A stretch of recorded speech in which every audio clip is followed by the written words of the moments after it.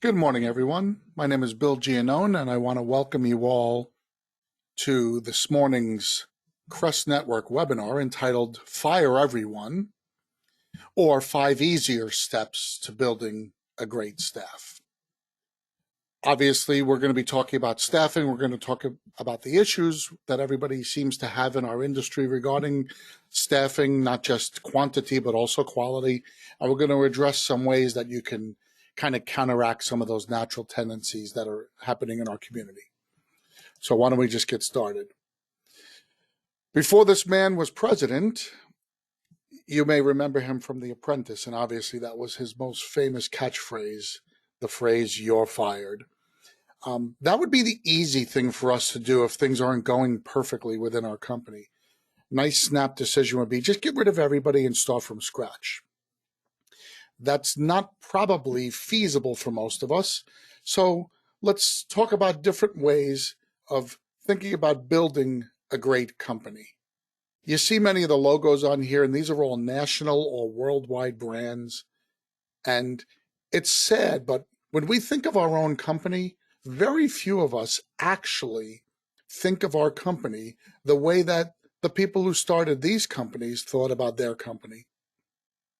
We think of our companies as mom and pops, as no big deals, as little things that we're doing. Just think about how differently you would treat your company, your staff, and your clients if you thought the way the guy who invented Coca-Cola thought, or the way that the people who invented IKEA or Amazon or MasterCard thought. I don't think they ever thought it was just a little thing that they're going to keep in the family and just take care of from a small little process. I think they thought big, they thought much bigger than themselves, and they thought in a way that's different than we do. So I'm going to work on some of those thought processes today, and maybe that can also help us a little bit. Obviously, when I ask the question, who wants to start all over or start from scratch? The answer is no one. No one wants to fire everybody, pull a Trump and fire everybody, and then start from scratch. Nobody wants to do that. It doesn't make sense. We've invested a lot of time and effort into our companies. We've invested probably a lot of time, effort, and money into our people. And if it's not working out right, maybe we just have to think about it differently. Instead of trying to start all over, we have to try to change our company while it's operating every day. I've used this analogy many times, but it's almost like trying to change a tire while you're still driving on the freeway. I don't recommend this as something that anybody should try, obviously, but this is kind of what we're doing. We're operating every day, and we need to figure out a way to make those changes in our company while the company is operating so that we have minimal effect on the future of the company, meaning our marketing presence, our reputation within the community and within our marketplace. But we also know that we need to make these changes. So we're going to make ourselves look at 5 easy steps that can help you develop a great staff. And by developing that great staff, you can turn yourself into a great company.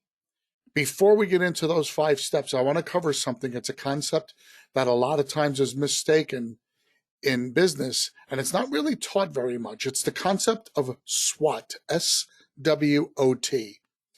I'm sure some of you have heard a variation of this or something like this, but I really want to cover this because before we start our 5 steps, this is something that we need to do. A little bit of self-analysis of where we are as a company. If you're a brand new company or somebody starting up a brand new operation, the idea of SWOT is to come up with your goals, things you want your company to look like. If you're currently operating, and this applies, guys, this applies to owners, it applies to leadership and management, but it also applies to every single person. Doing this on a personal level is very important in your business life as well. There are 4 things you want to concentrate. You want to look at your S, your strengths. What are the things your company does very well? What are the qualities that separate you or your company from your competitors? What are the things that you have internally within yourself or your company that you would consider really strong resources or assets? And then what are the other things that you have?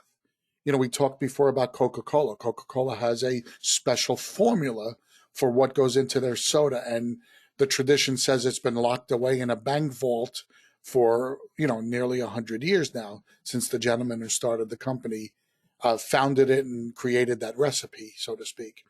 That would be what we would call a tangible asset. That's a strength of Coca-Cola. So you need to look at currently in your operations or in your own personal business life, what are the things that you do well? What are the things that you have as assets? The next thing we want to look at is the other side of that coin. We want to be honest and take a real self-evaluation of our weaknesses. What are the things that our company is not doing today? What are the things we're doing poorly? What are the things our competition does better than we do? Where do we have limitations on resources? Is it in the financial area? Do we not have enough equipment? Do we not have enough staff? Where are we short? We need to understand that. And then, do we have an unclear, unique selling proposition? What that really means is, have we defined what we are and how we are best able to satisfy the needs of the people who call us? Sometimes we just don't have a really good narrative. Sometimes we don't really have a good mission statement. That could be a weakness. If we don't know why we're doing something, and the people in our company don't know why we're doing something, that can lend itself towards having a very weak company and a weak staff. So if that's a weakness, let's examine that, let's explore that. And obviously, all of these categories are ways that we want to make sure that we're using our analysis for change. The O of the SWOT stands for the opportunities. What parts of the marketplace are out there that we are underserving or not serving at all? Maybe we're a company that does water damage, but we don't do any mold work. Well, guess what? That's a great opportunity for us, because a lot of times the mold leads also come from the same people who are giving us the water leads. So maybe that's an opportunity that we can look at. Maybe we have a lot of clients who keep asking us to do full service, and there's a way for us to work out a way to be able to handle those repairs in-house, either through the use of subcontractors or our own employees. If that's the case, that could be an underserved market within our own lead sources. I call it getting more bites out of the apple. That's something we can look into. Maybe we don't have a lot of competition in our areas. Some of us are in major cities, and maybe there's just not as much direct competition. So with a lot of effort in more marketing, in getting larger, training our people better, we could probably get a bigger market share. Maybe there's an emerging need for your product or service. Maybe you're in an area where there's a hell of a lot of really recent construction of hotels, of assisted living centers. If you're in an elderly neighborhood, assisted living centers are going up all over the place. Well, from a commercial standpoint, those are great marketing opportunities. Dick and I talk all the time, but two of the most aggressive opportunities in the commercial space are hotels and assisted living, because you have a lot of populations in there that use the bathrooms and the kitchens that are in those facilities, but they don't own the facility, so they don't have the same care and concern sometimes as others. You also have situations in hotels where they're very short stays and there might not be great maintenance going on, so that creates opportunities for you. Finally, in assisted livings, you do have this situation where a lot of the people that are living in those places are elderly, and they might have some sort of memory issues. So they might, put a pot on to boil some water and forget that they put the pot on, or turn the water on to run a bath and an hour later forgot that they ran the water. Those are unfortunate instances that occur all the time in assisted living centers that create opportunities for us to go in and assist. So make sure we understand if there's an emerging need in our neighborhood and in our market area. Finally, What is the press or media coverage of your company? We don't have the same press and media coverage that a company like a Coca-Cola or an Apple does. We don't market that way. We have found over the years that TV and radio marketing doesn't really help restoration because it's not an impulse buy. It's not something where if you're going through the supermarket, you're going to grab it because you just want it. It's really a necessity buy only when the event occurs. So we're not much for press and media coverage, but we are very, very key on making sure we're tied into the community. So are you doing enough community events so that your name is out there? A couple of our Crest members took real advantage of the COVID situation last year and went around to the local communities and did some cleaning, maybe of the trucks or the offices for the first responders, for the fire, the police, the medics. And that was a really, really smart way in a couple of ways. First of all, these were really genuine people who wanted to give back to the community and help out. It was at a time when, everybody in our industry got a little quiet for a couple of months when the COVID first hit and everybody was home.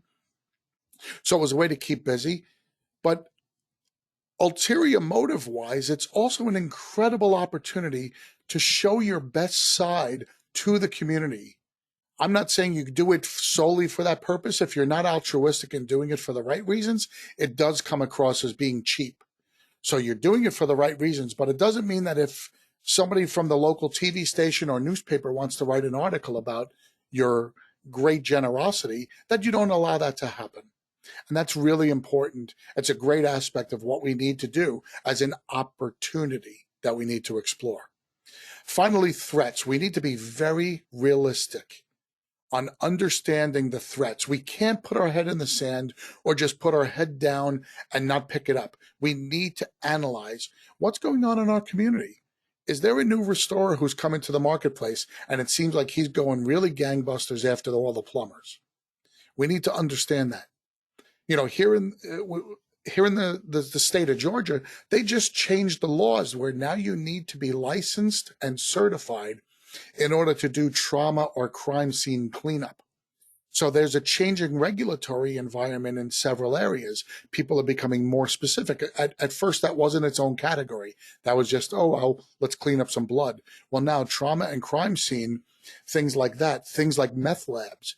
There are a lot of jurisdictions that make you be very, very technically registered, regulated, and certified before you can go in and do that work. That's a threat if we are not currently regulated and certified to do such work, but we have that as part of our plan. So let's make sure we stay on top of those kinds of things. Negative press and media coverage, not just for us can it be a threat, but negative press and media coverage of the entire industry can be an indirect threat to us. I'll give you a quick story. In 2018, there was a Hurricane Michael that hit down on the Florida Panhandle. And one of the companies that the Crest Network works with went down there to do some work and got a couple of really large projects. And when I mean really large, I mean 2 7-figure projects. And the whole time that I was down there helping them out, which was probably about 4 or 5 weeks, the whole time that I was down there, every other ad on the TV or radio was a public service announcement from the state of Florida warning homeowners and affected residents about outside entities and crooked contractors coming in. Now, guys, the vast majority of the people who go to CAT sites to help out are really, really good restorers looking to help out. There are only a couple who are real shysters looking to take advantage and make a score and really screw the homeowner. But the ads made it sound like every single person who showed up in Panama City, Florida was going to be a crook.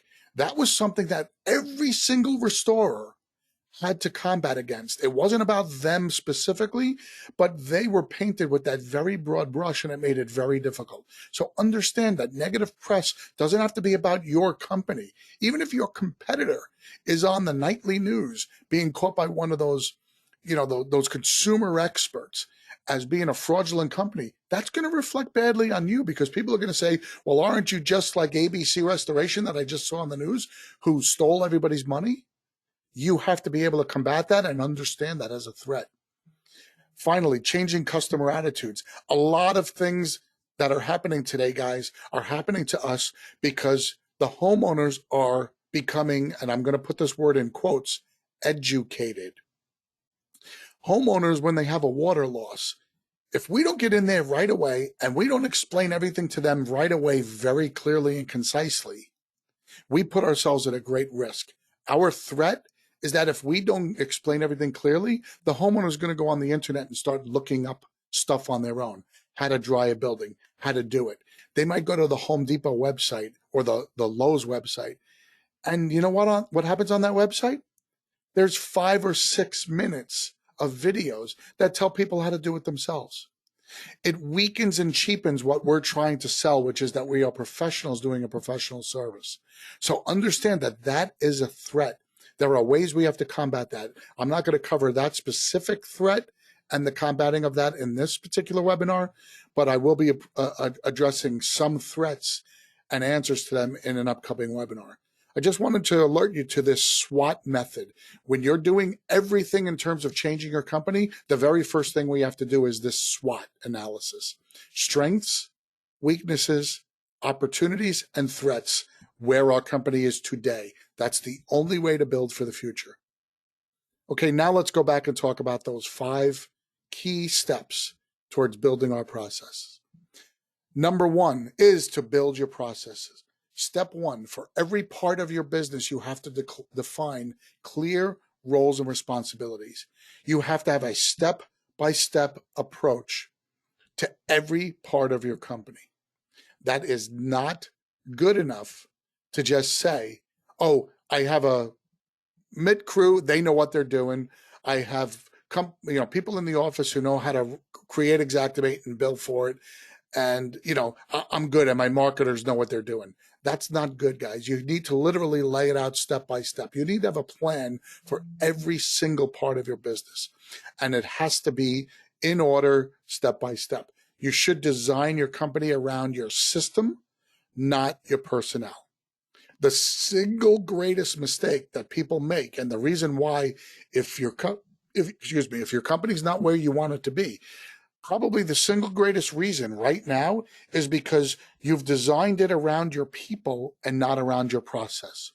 You should have goals and you should have ways that you want your company to operate, and then you have the people plug into them.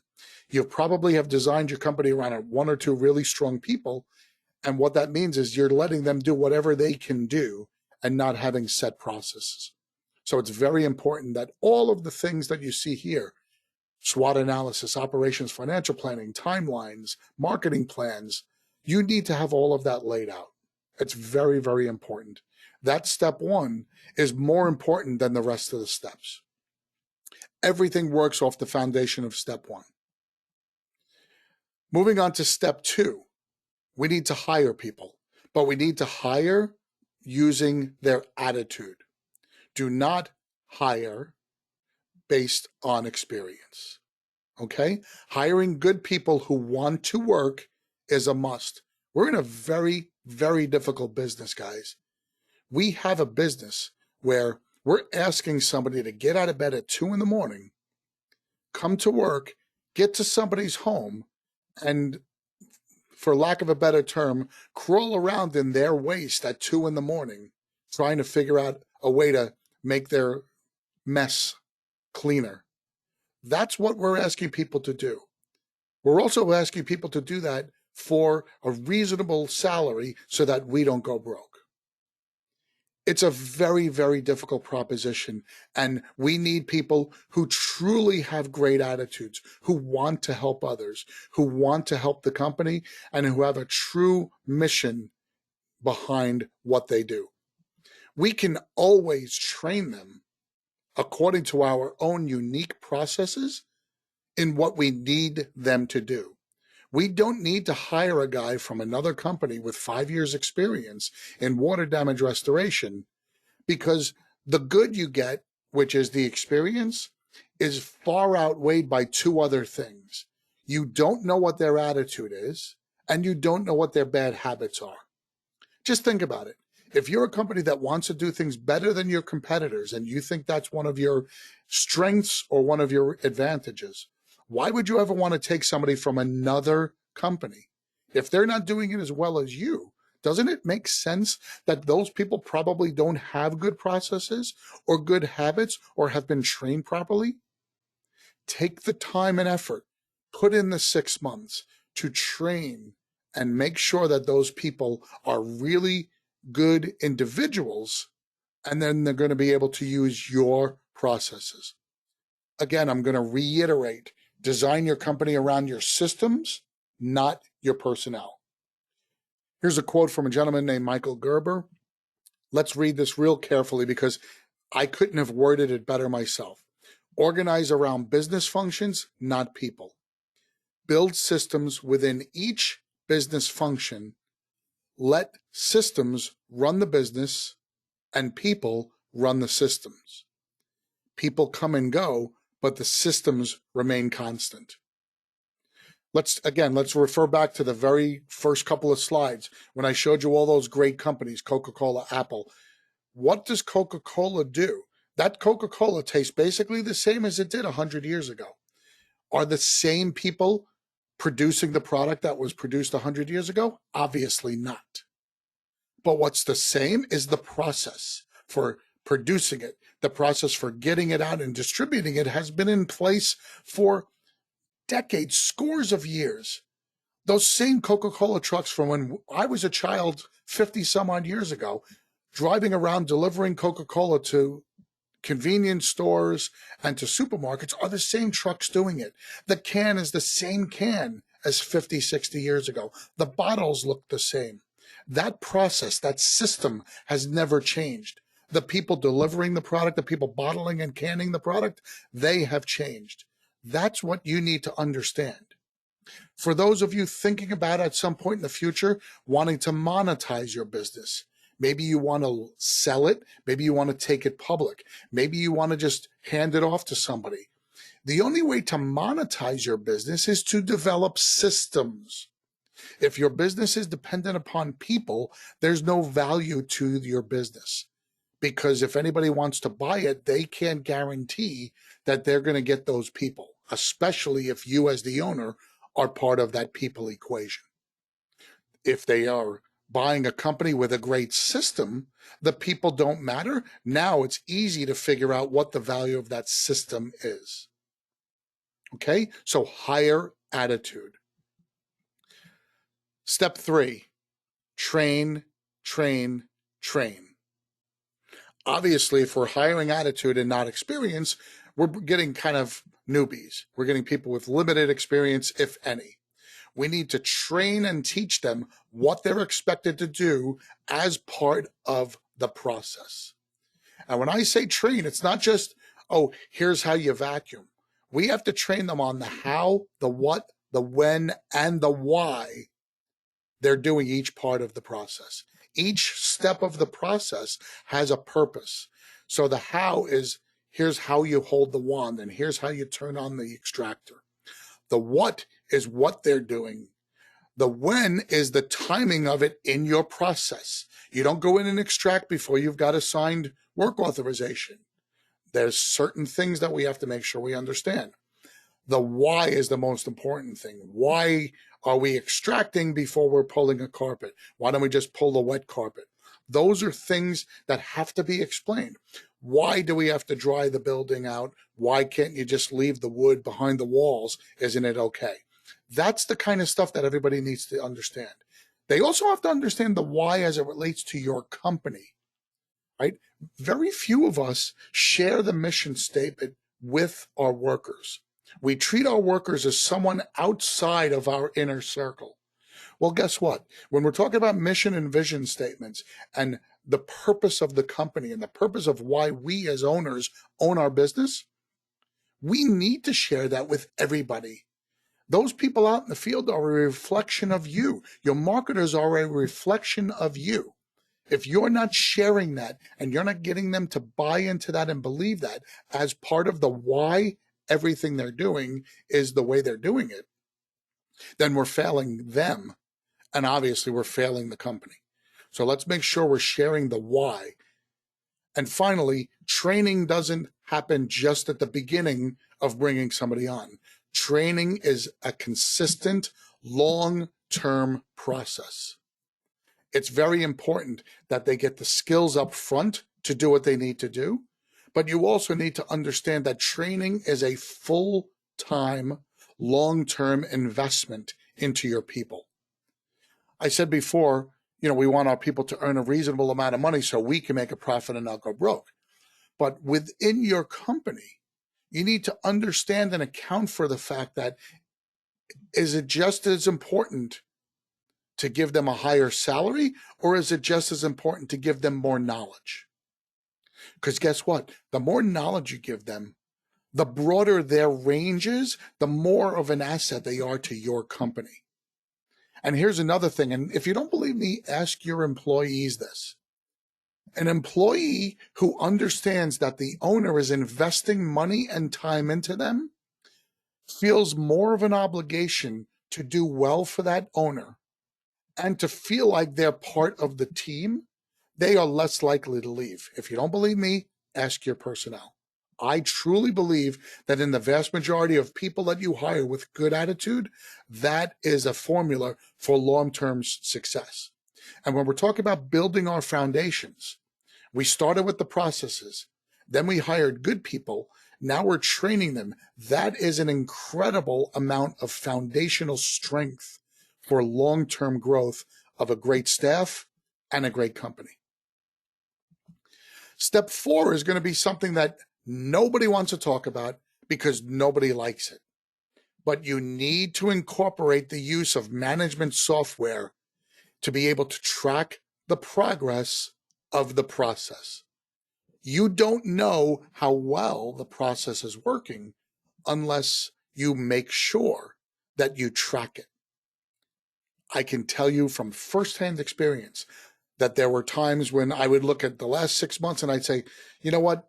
These 2 technicians really killed it and this other technician really dogged it, and I think we should get rid of him. And then we go back and we analyze every single project and we look at how much time was spent on the projects and how much equipment was put on the projects. And you know what ended up happening? At the end of it, the guy I thought should be fired ended up being the most productive member of the entire production staff, because the data doesn't lie. The data tells you what the reality is. What lies is your opinions and your gut feelings. Maybe he wasn't as friendly to me. Maybe he wasn't one of those guys who put on a great face when he walked through the halls. Part of my responsibilities here at the Crest Network is I actually work with one of our members as a CEO, CFO. So I spend a lot of time with them on a daily basis reviewing what's going on, and I walk through the halls, but I don't spend a lot of time out on projects. My project responsibility is analyzing them here in the office. Well, if I went out to the work, I might have seen something totally different. But what I saw in the office is just a guy who kind of put his head down, kind of didn't have much emotion. And I thought I mistook that for just dogging it. And it turns out he wasn't dogging it. He was a real hard worker. He just didn't want to deal with the office politics. And the other guys were much better at the schmoozing, let's just call it. So don't be fooled. Make sure you're tracking it. Now, it's also important to understand that it holds your staff accountable to the process, because you're able to track if somebody does something 50% of the time or 80% of the time or 100% of the time. So you can do that. But the way they couch it to make them understand the use of it and how it could benefit them is it can show off their great work. If they're doing everything they're supposed to do, the software is going to prove that for you. And then you'll be able to say, hey, look at these numbers. Look at your production. One of our companies, we were tracking a marketer over the last couple of years, and the marketer's efforts were really low in 2019. And we kind of read that marketer the Riot Act. And in 2020, the marketer's efforts, you could tell were better because the data supported it, but you didn't know how much until you really saw it. Well, that marketer doubled the revenue from 2019 to 2020 in a COVID year, just because we were able to show the marketer exactly what was being missed out on.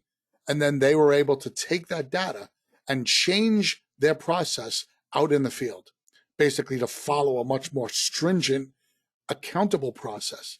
And it's amazing when you're accountable how much more you'll do.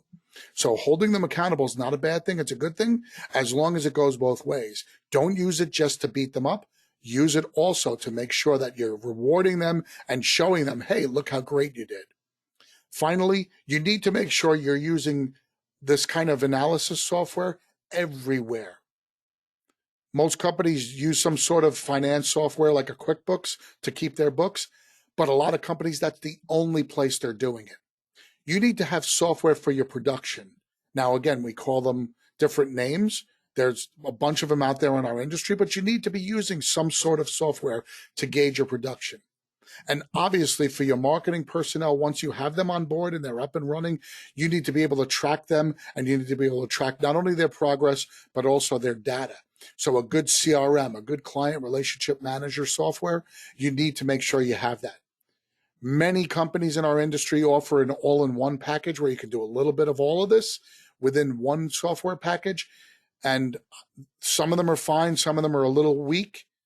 You could talk to Dick or myself specifically about what would work best for your company, because depending on the size, the personnel, and your future growth capabilities and wants, that would be a direction that we would steer you either towards or away from certain types of software. But guys, don't shy away. Don't think, well, I'm not a computer guy. We need this. Analysis while the process is going on is very important. And then finally, the last step for building a great staff, promote from within. If you've got a need, first place to look is in your own company. All right? Reward your best talent with that position. They've shown their quality to you. They've shown their loyalty to you. So just in terms of, I need to bring on a manager because I'm growing and I need a manager now to look over my mitigation crews. Sometimes the best place to look is within your mitigation crews right now. They are the safest choice because, number one, they've shown their quality and loyalty. They've also, number two, shown that they understand and buy into your process. So if we're promoting and we're looking for higher position people, normally those are the people who are going to be more responsible for the process being run properly. You definitely want people who believe in and buy into your process. So that makes a lot of sense that you want to do that. And you have to make them understand one thing. You have to make sure they understand that this is a new job, not an extension of their old job. Remember before I said, for the companies that are not really operating on all cylinders and can't really get to that next level, it's probably because you've designed your company around the people rather than the process. Well, if you're doing a promotion, the process dictates that that new position is a different set of responsibilities within the process. They can't remain a technician and be the supervisor as well if you're developing a growth model for your company. If you get to the point where you need a manager, that manager can't do a bunch of other things. You need them to just manage. If you don't know if you're there yet, give me a holler and we'll sit down and we'll have a nice conversation about, where you currently are and where you're going to be in the future. But this is really important to understand. You have to make sure that they're abandoning, giving up, or curtailing their current role to move on to a new role. In their heads, if they think they're just absorbing more work, they're going to become a jack of all trades, master of none. Their work that they're currently doing is going to suffer, and they're not going to be able to give you 100% in their new job. That's a lose-lose. So I always say the first place to look is within. If you absolutely do not have the right person for the role, then you can go and entertain looking outside for that person. But if you're going to do that, once again, higher attitude. You don't have to hire somebody with a great deal of experience in management. You just need to make sure they have a great attitude and have good skill sets to do that job. Obviously, for every single step, there are going to be some issues that we have to face. So let's understand.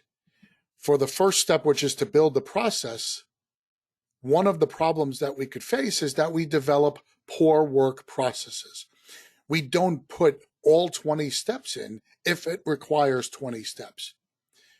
Remember, don't assume anything. We're hiring people with no experience.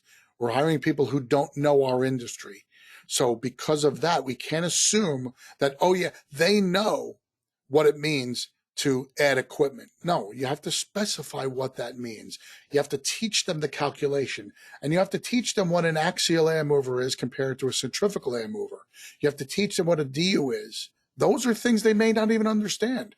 I know it sounds like kindergarten and first grade to us, but in your training and in your development of processes, you have to lay all that out. Be overly analytical rather than being too assumptive that they're going to not get what you're saying. Number two, failing to find suitable candidates. If we're looking to hire attitude, sometimes we just can't find the right person, somebody who just doesn't click with us. That's going to happen from time to time, guys. That is a problem. Don't get frustrated and say, well, I interviewed 3 people and one of them has experience. No, I didn't like any of their attitudes, but I need somebody today, so I'm going to hire the guy with experience. You're setting yourself up for failure, and you're going to invest the next 2 to 3 months in that person without knowing what the outcome is going to be. So all you've done is put your company either on hold for 3 months, or at worst, you've set them back. Let's avoid that. Let's avoid that by just keep interviewing. Maybe tweak the ad a little bit. Maybe, if you've got wording in there that says you're interviewing for a restoration company, take out the restoration company words. Use some other terms. Dick and I can help you with how to word an ad that doesn't mention that you're a restoration company, but that is able to attract certain individuals who want to, who like the idea of emergency service, things like that. We'll figure it out. But you have to avoid the hurdle of having to hire somebody because you need somebody. Okay. Number 3, in the training portion, being too busy to train properly. That is a very common excuse because we all like to run lean and mean. So it's very possible that we're not hiring somebody until we absolutely desperately need them because we already have too much business. So the problem now is we're going to bring somebody on, we're going to throw them out there on day 1 or 2. They're not going to receive their training. And we're just going to say, all right, he's going to learn on the job. He's going to get on the job training. All right, on the job training could be a really good, useful tool, but it never takes the place of somebody learning your processes. Even your best technician who totally buys in can't do a really good job of training the way that you need them to be trained because they're going to be focusing on their responsibilities in the process as well. Training has to be part of your company structure and has to be something that's done all the time. So don't fall into that trap. Number 4, if you're going to start bringing on software for your management, you have to use it. Don't bring it on and say, well, you know what, guys, don't worry about logging in every day and recording your meetings. Just make sure, let's talk about marketers. Let's just make sure that you put the name and address of your lead source so that we know who's in our directory. Basically, you're telling them just fill out your Rolodex and I don't need to know any activity. That's great for knowing who are your lead sources, but it's not great for knowing anything about how those lead sources are being contacted, what's being said to them, or the progress that your own marketers are taking. You need to make sure that they're using it to their fullest. They're using it every single day. They're setting their appointments in there. They're creating calendars. They're giving you all of the information from those drops. When jobs come in, you're finding out who the lead source was on the jobs. You're documenting all the paperwork on those jobs. Finally, obviously, for your financials, you need to be as diligent as possible when you're putting in your revenue, your expenses. You want to make sure you don't underutilize any of your software. But a lot of guys do. Make sure that when you commit to the software, it's a full-time commitment. Finally, if you do promote from within, understand that at times this is going to create some jealousy within the company. People will rightly or wrongly accuse you of favoritism. They will call the person who just got the promotion a butt kisser or, the teacher's pet kind of attitude. There are a couple of ways to avoid that. Let's make sure before we do the promotion, we let everybody in the company know we are planning on promoting somebody, or we're planning on creating a new position, and we're going to be looking to promote from within first. Put it out there to everybody. Along the process, make sure that if you're considering somebody, my word of advice would be have a conversation with that person. Even if ultimately at the end you don't choose them or you don't choose anybody from the company, have a conversation with them. Share that they are part of the process. More people will feel like it was fair if you consulted and talked with them first, because then they will understand the things that were said. If you don't do that, they'll be left to create their own vision of what the process was. 9 times out of 10, they're going to create a negative vision if they weren't chosen. So let's avoid that by doing it that way. Be overly communicative, be open and transparent with the process. When you make your decision clearly in front of everyone, and make sure if you have addressed somebody about being a candidate, you speak with them as well and let them know that you've decided to go in another direction. And if possible, be open and honest with them. If it was because you don't believe that they have a certain skill set that new job would require, be honest with them and explain that to them. Maybe that's an area where they can work on their own time or within the company, so that 6 months from now, when another position opens up that requires that skill set, they've got it. Maybe that gets incorporated into your ability to do some long-term training. These are the things that can go a long way. It's a lot more than just saying, hey guys, I hired you, go figure it out yourself. But remember, as an owner and a manager of a company, we are obligated to do these things. We're obligated to make sure that the process takes its time, right? Step 5, I talked about make sure they understand that this is a new job, not an extension. I want you to make sure that when it comes time to facing all these issues, I want you to make sure that they understand each step of the way. We're going to see this scroll down slowly because I just want to make you understand. The foundation is building the process. Hiring, good attitude, and training finish the structural process. We need to make sure that the structural part of the business gets handled. That's our foundation. The 3 in white. The build process is hire attitude, and the train builds the foundation. Using the software is an operational tool as we're moving forward, and promoting from within is another operational tool as we're moving forward. Remember that. Sorry, clicking in the wrong direction, guys. I apologize. Just going to get back here real quick. I'm going to get back to that pyramid because we want to make sure that we understand that promoting from within is the top of the pyramid. Developing great staff will end up giving us a great company. If we can make and manage these 5 steps within our company, we can have that great company. We could turn it from something good to something great. It's just about understanding the steps and managing the steps. Guys, on behalf of Dick Wagner, I really want to thank you for joining us today.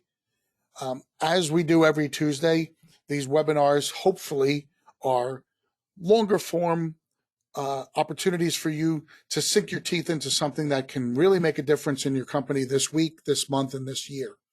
We're going to continue to provide these to you every single week. For those of you who do not know, and hopefully you do, all of these webinars that we've given to you every week for more than the past year are available to you as members of the Crest Network on the Crest website. Please feel free to reach out to either Dick or myself by email or phone if you have any questions, comments, concerns, or if there's anything we can do to help you with your company. Again, on behalf of Dick, I'm Bill Giannone. Thank you so much for joining us today. Have a great week, guys. Bye-bye.